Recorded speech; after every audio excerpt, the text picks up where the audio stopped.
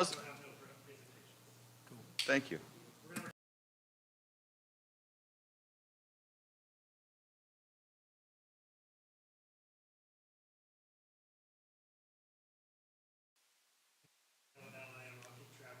He's ready. Okay.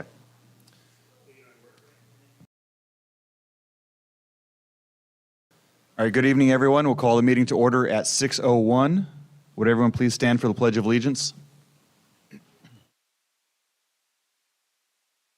pledge allegiance to the flag of the United States of America and to the republic for which it stands, one nation, under God, indivisible, with liberty and justice for all.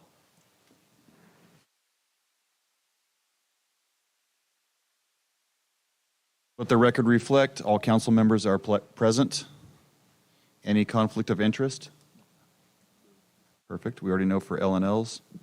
Any changes or deletions? No changes, Mayor. Thank you. I guess it is. Public comments. Any person wishing to speak in person on an item not listed on the agenda may do so at this time.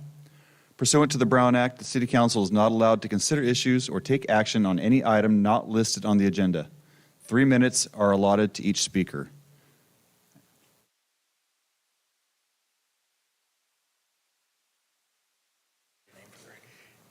Good evening, council members. My name is Nikki Lane. Good, Nikki. Thank you. Thanks for being here. Thank you. Hold on. Okay, a little dark in here. Okay, good evening, council members again. My name is Nikki Lane, and I have been on the Cloverdale Food Pantry Board since its beginning at the UCC Church.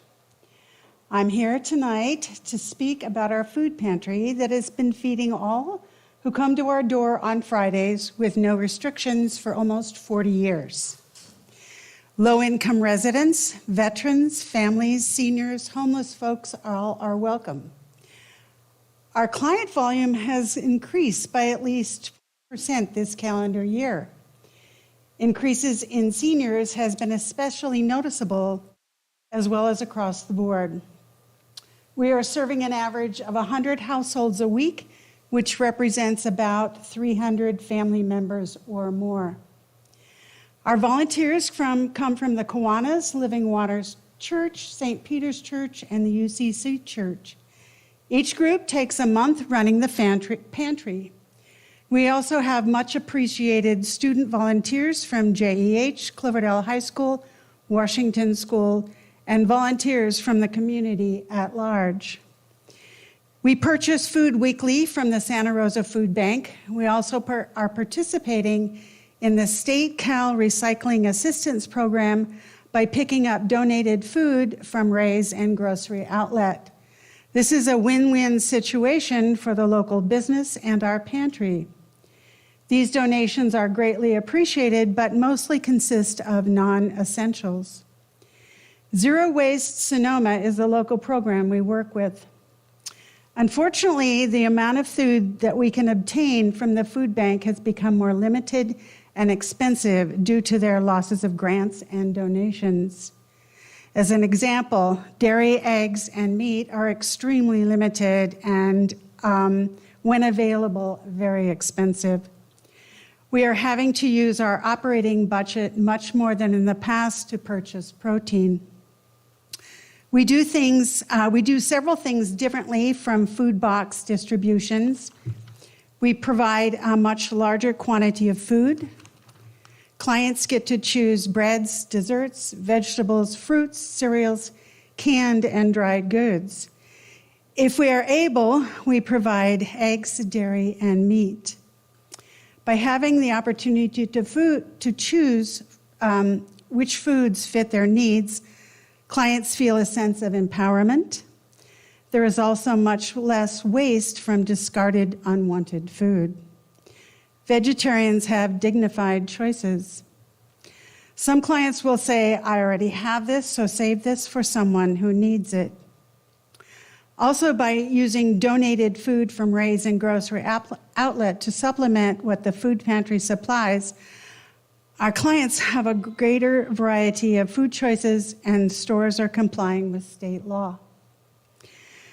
Our only income is donations, and we have seen a dramatic fall in donations this year.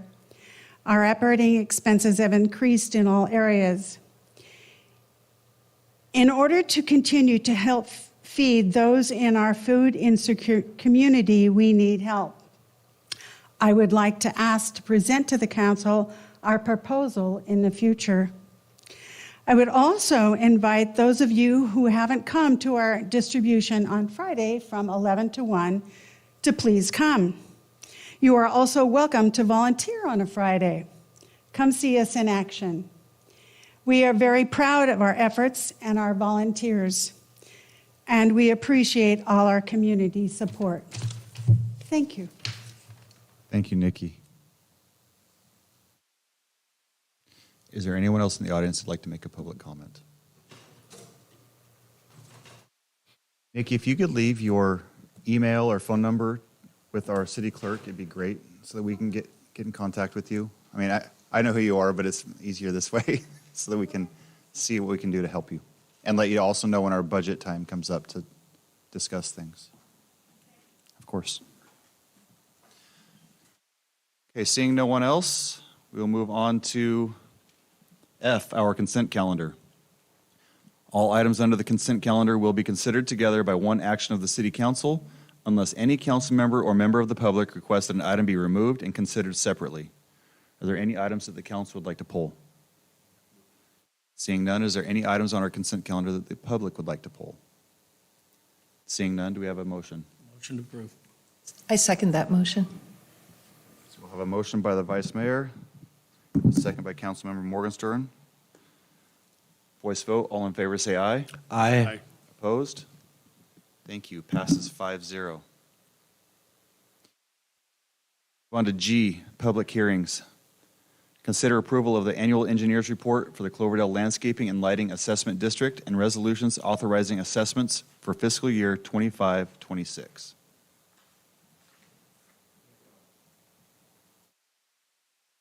Ullman from Coastland, the project engineers, got a brief presentation for you. Thank you for being here.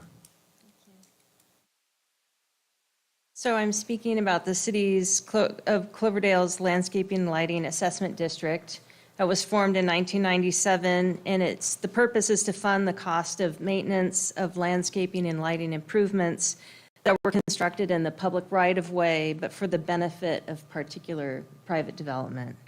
So the assessment district contains 7 zones. And each zone is operated independently in terms of expenditures and assessments. And so there's a map of each zone and a description of the maintenance areas in the engineer's report, which we prepare every year.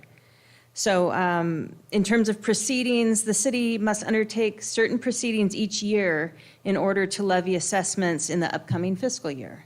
And so these proceedings are regulated by the Landscaping and Lighting Act of 1972 and by Proposition 218. So for this year, on January 22nd, the council initiated the proceedings by appointing Coastland as the engineer of work to prepare the annual engineer's report. On May 15th, the council adopted resolutions of intent to levy and collect assessments and set the date for the public hearing for tonight. And so tonight, we're conducting the public hearing and may then adopt resolutions authorizing the levying of the assessments. So you have before you a copy of the engineer's report, and there's a staff report which presents the detailed budgets. And I'm now just going to summarize the proposed changes for the upcoming year, and I draw your attention to the budget review spreadsheet that's attached to your staff report. So in terms of budgets, the first 2 columns of the budget review spreadsheet, they show the proposed budgets for each zone and the percent change from last year. There are proposed increases in the budgets for zones 1 through 6 and decreases in the budget for zone 7. Overall, the total LAD budget has increased 14.3% over last year, and that's largely due to increased labor, utility, material costs.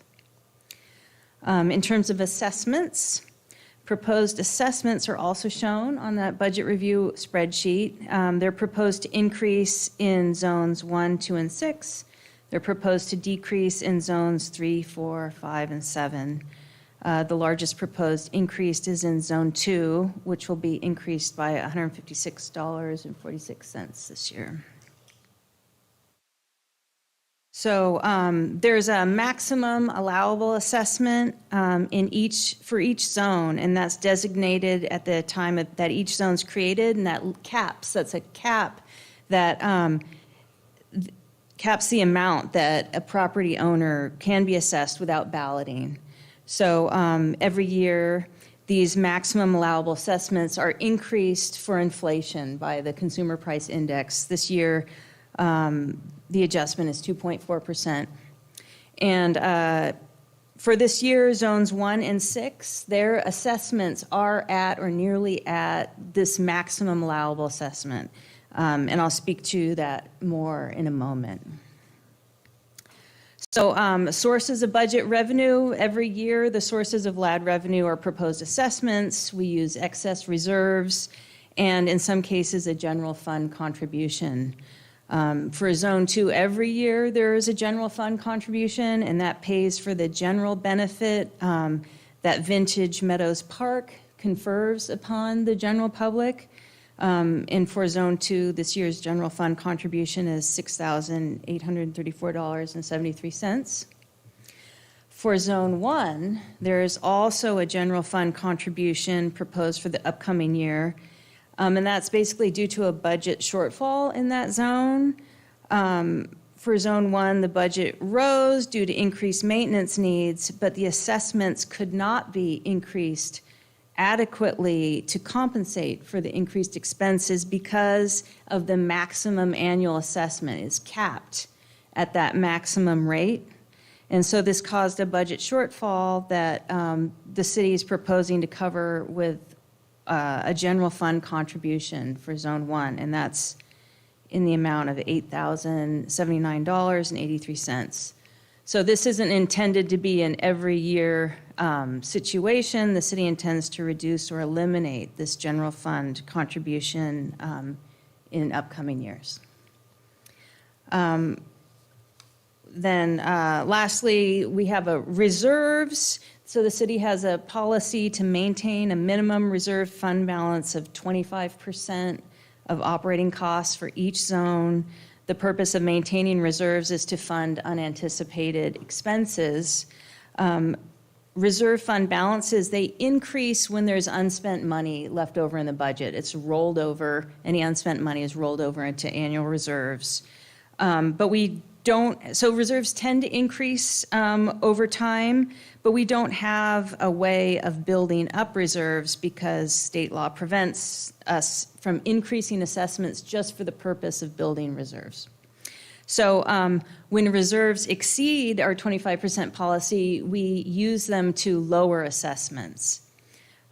So the last 3 columns of your budget review spreadsheet, they show anticipated beginning reserve balances, ending your reserve balances, and the percentage. So you'll notice, the goal is to maintain 25%, and for zones 3, 4, 5, and 7, they're projected to meet that target. Zones 1, 2, and 6 are projected to be below that target. 1 and 6 have very low reserves. We drew down the reserves to offset the budget shortfalls that were occurring because of the maximum allowable assessments were capped for Zone 1 and 6. But those reserves are expected to increase over the next several years. So that concludes my summary of proposed changes for the Landscaping and Lighting Assessment District. I'm happy to answer any questions from. Great, thank you. Any questions? I think they were all answered last time. Yeah. Let me ask real quick, is there anyone in the audience that would like to make a comment or have a question regarding this? Seeing none, we'll bring it back up to the dais. Thank you for that great presentation. It's very clear and helps us understand this as this goes. Because of where some of us live, we have to break these resolutions up into different resolutions because you can't live in an area that you're voting on like this.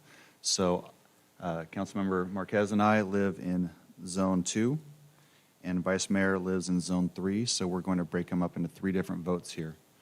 So we'll start with Zones 1, 4, 5, 6, and 7 for your first resolution. Do we have anyone that would like to make a motion? Anyone? I'd like to make a motion There you go. to approve the annual engineers report for Cloverdale Landscaping and Light Assessment District, Zone 1, 4, 5, and 7, So also including 6. we good with that, Alex?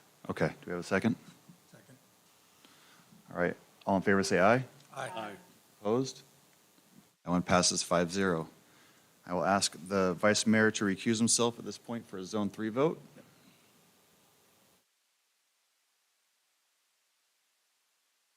There's a screen door back there. I don't know what's.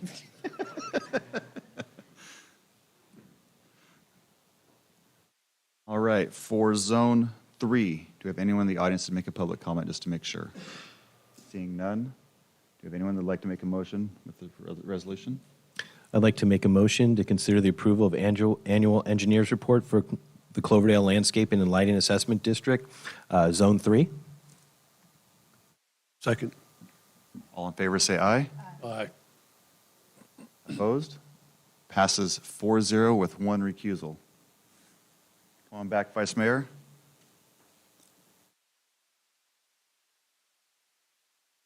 And at this point, Councilmember Marquez and I will recuse ourselves. Resolution of Zone 2, correct? This one? I'll make a motion to consider approval of the annual engineers report for the Cloverdale Landscaping and Lighting Assessment District, Zone 2. I'd like to second that motion. Let's do a vote. All in favor? Aye. Aye. All opposed? None. Passes 3-0. Thank you. All right, come on back.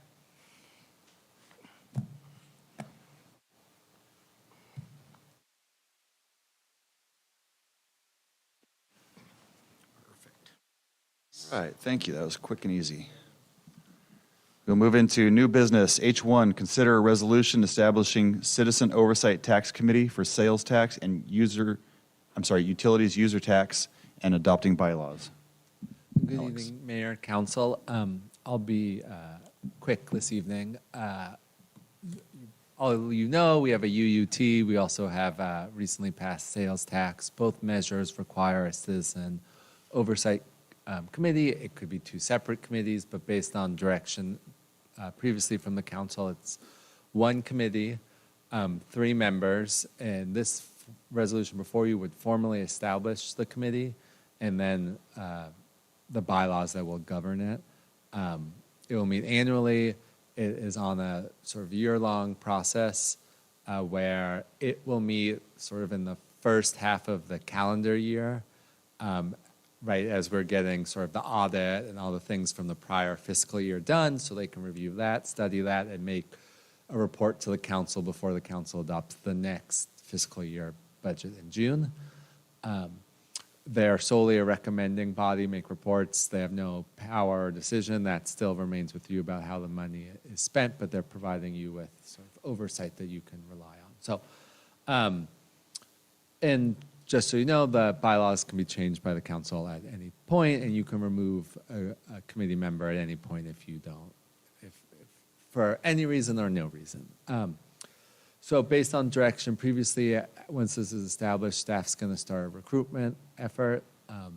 We say in there that there's a preference for people with municipal, finance or experience, CPAs, but it's not a requirement.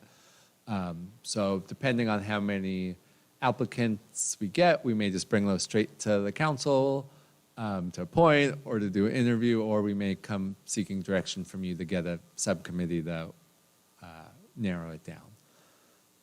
So with that, I'm happy to take any questions that council may have. Great. Sweet. Question is, will this Citizen Oversight Committee be looking at any of the decisions made prior to spending decisions? No, so they're reporting on how the money is spent. So they would report basically how it was spent. Was it spent consistent with the, promises that the city made? And they can make recommendations to you going forward. Hey, we think you should spend more. Both of these are general taxes, so they can be spent in any way the council desires, but the committee might make recommendations based on, what the public thought when they were voting on it, and then it's up to the council to decide whether to heed that recommendation or not. And the council can always expand their duties in the future. If you want them to take a look at something or analyze something, you can do that.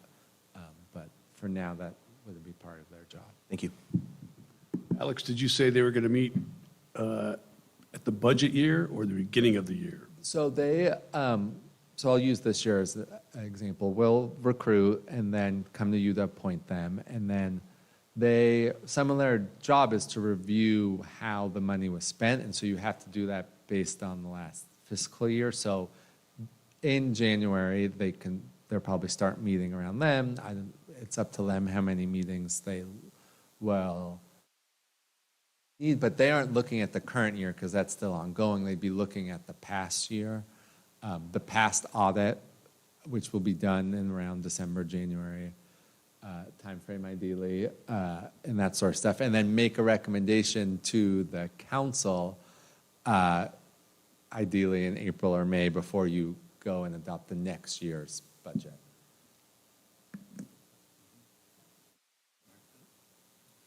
I have no questions. I'm excited to get this started to make sure that we're doing everything right. I'll open it up to the public. Anyone have any comments or questions? Anything? Seeing none? I personally would like to just adopt the resolution, so if there's anyone that wants anything different, speak now. Otherwise, I'd love to hear a motion. Just to clarify, this will be for combination of the UUT and the sales tax in one committee? Okay. That's correct. I'd like to make a motion to establish a citizen oversight tax committee for sales tax and utility user tax and adopting bylaws. Second. All in favor, say aye. Aye. Opposed? Passes 5-0. Thank you. Okay, we'll move on to I, the Potter Valley Project. This is a standing item for council to discuss the Potter Valley Project on an ongoing basis.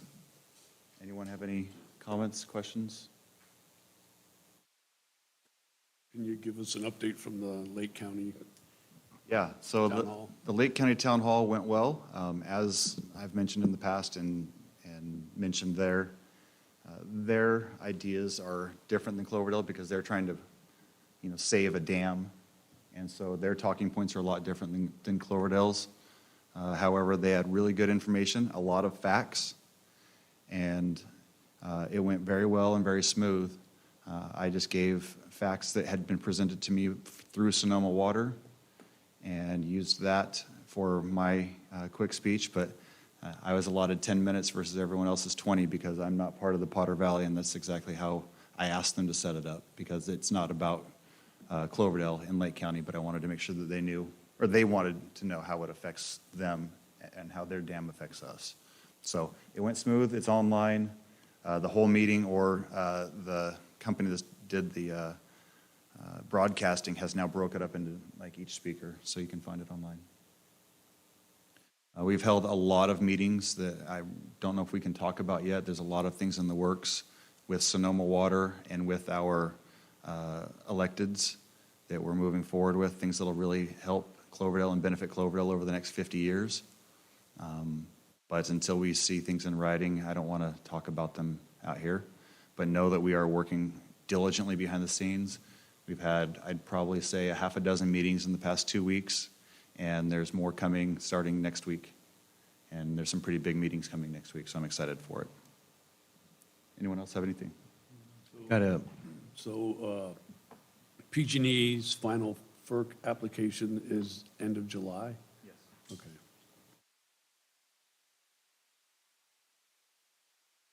I'd just like to share an update. Attended the Russian River Property Owners Association board meeting earlier today. So they're working on a petition to start a water district within the Alexander Valley, which would be the Alexander Valley Water District. There's information at www.rrpoa.org. They have come in the past and presented. I think it would be a good idea to have them back. Currently, their dates that they're looking at for the petition, they started on March 1st, and that's going to go through August. Right now, they're at 44% in and pending, so they just need to get over 50%. So I think that would be something that we can add to maybe our future agenda. Okay. Thank you. Yeah, I went to their meetings, and we've actually done a letter through the city to support their actions. In 2022 would be good. A lot of things that I No, think we it can. was about 4 months ago. 4 months ago? Okay. I think there's a lot of things that we can align with them on. Yes. Let's talk more about this offline. Sounds There's good. a lot to their plan as well that people don't see.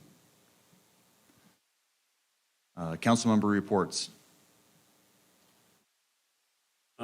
I have to report, based on the Vulcan property, literally a minute ago, Michael Linton just sent me an email and talks about the easement, so I'll have to go through that and I'll report on the probably subcommittee or next meeting. Admin committee? No. All right. Go ahead. Whoever, yeah. Just real quick, from the Northern Sonoma County Air Board, they have on 31 July a tour of the geysers and Calpine, and it's kind of leaning towards geothermal operations and that project they have going up there. The sign up is on there, or get a hold of me and I can get you signed up and give Rob the head count down there. But guests are invited. They want a lot of people to come up there and do it. It's looking like it's going to be an all-day deal. They have transportation to and from, lunch, presentations and everything. So, and they have all the safety gear and everything they have for up there, but you're going to see some really cool stuff. So if you've never been up to the geysers or Calpine geysers, whatever, it's a really good opportunity to go up there and spend the day and see what the operations are and get a little heads up on that possible geothermal stuff that they're kicking around. So good opportunity, 31 July. What date was that, Brian? 31 July. You sign up, you'll give us Yeah, a just muster shoot point? me an email, and I will get a hold of Rob down there and give him the head count. And like I said, guests are invited. So if you've got some you think would be interested in that, or significant other, or what it sounds like, come on up and learn something about it. So you'll know what's up on the East Hills. All right, I have 3 things that I want to talk about really quick. First one is I want to thank our Parks and Public Works for all the hard work they've been putting in. There has been a lot of big stuff going on in Cloverdale that you've seen them do, paving roads or sealing roads. The parks are amazing. You get through the cottages, it's beautiful. The work going on is just outstanding, and it's noticed by everyone. The River Park looks so good, and I don't know if you read the story in the Press Democrat and Mendo Fever today about the arson that just happened. There's 2 paragraphs about the beautiful, serene 1 mile park after they talked about the arson. So it was a lot of bad, and then it was really good in there too. So it's really cool to see that, and so I thank you guys so much. I also want to thank you for helping with the dog park, got another shade structure. And the nice part is it can help break it up if you ever decide to create a small dog area or anything along those lines. But the Rotary and our Parks Department helped out with that, so thank you guys for that, and everyone that enjoys it. Last thing I want to report out on, and this is official now, the car wash has sold, and a new car wash will be being built.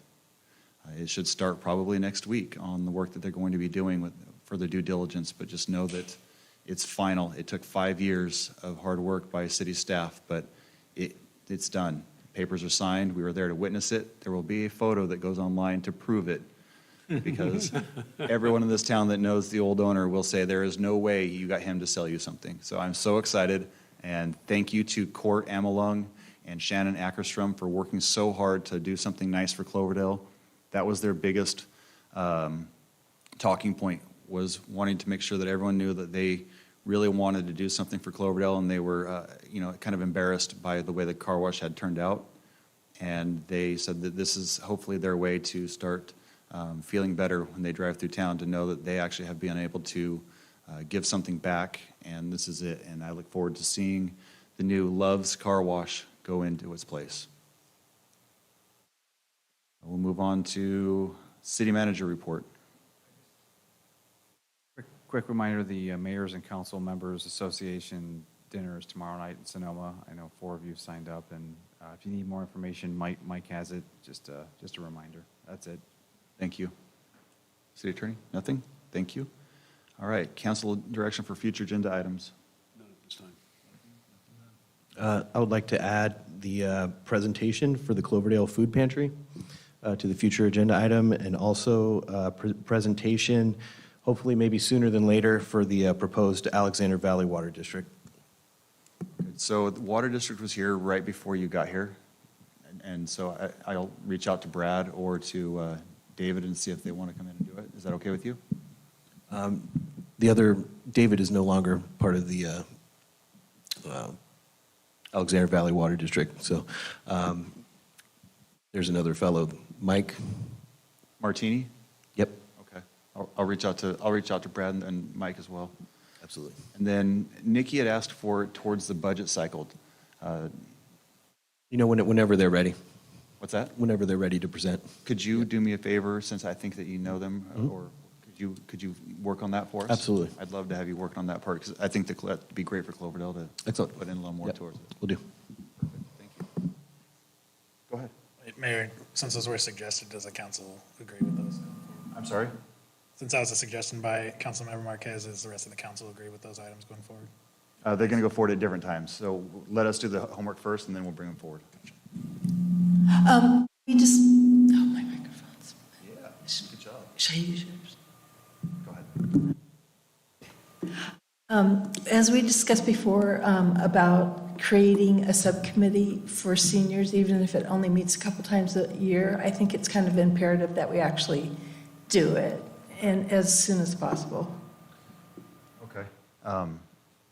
Let's talk with Kevin, because I know that we already have a couple of these, and I want to make sure that we're not duplicating the work, if that makes sense. Well, I just think the city needs to have our own, because I know Sandra's working on something different, but I think we need our own so that we can have control of it and actually get it started, rather than, you know, who knows when her thing's going to start, and her thing may be totally different, so. Go ahead, I see Alex. I was going to ask, are you thinking of this as a standing committee, or maybe for now an ad hoc to report back if there's things? It could be ad hoc, you know, whatever is the easiest thing for us to do going forward. And that, starting at an ad hoc doesn't prevent it from becoming permanent, but at least then, you know, it can be a little more informal at first, and see if it works or what the, what's needed. Yeah. That sounds good. I'll reach out to Sandra and see how it would fit with theirs, and see if it is, or what's missing, and with what you think. I know you do, but we have to make sure that we're not duplicating, or that it's for different reasons. That's why I'll reach out to her, and we'll see where we're at. I'm on that committee, so it's kind of my position to do that. I have to, so. So is there a desire to bring something back in the future, or hold off for now? I personally would like to do something, get something started instead of just talk about it. Because I know at least a couple of seniors that have recently gone through things where it would be good if they could come to a subcommittee meeting and tell us what's going on. And I think Sandra's thing is going to take some time, and I say, why wait, And it was my idea to do a senior subcommittee thing a while ago anyway. So I kind of want to see some movement going forward and get something started. Council's feelings on this? Anyone else want to? I mean, I want to see, I know Sandra's got something going on, and you have to talk to her about that. But ad hoc, I don't see why we couldn't have an ad hoc. Well, and if it's the will of the council, we could bring this back at the next meeting, and you can discuss, do we want to create that? That sounds good. Let's bring it back as a discussion item then. See if we want to create Yep. an ad hoc. And what we'll do is we'll reach out to all the different people that assist with this, and see if they can come in and present or talk about things.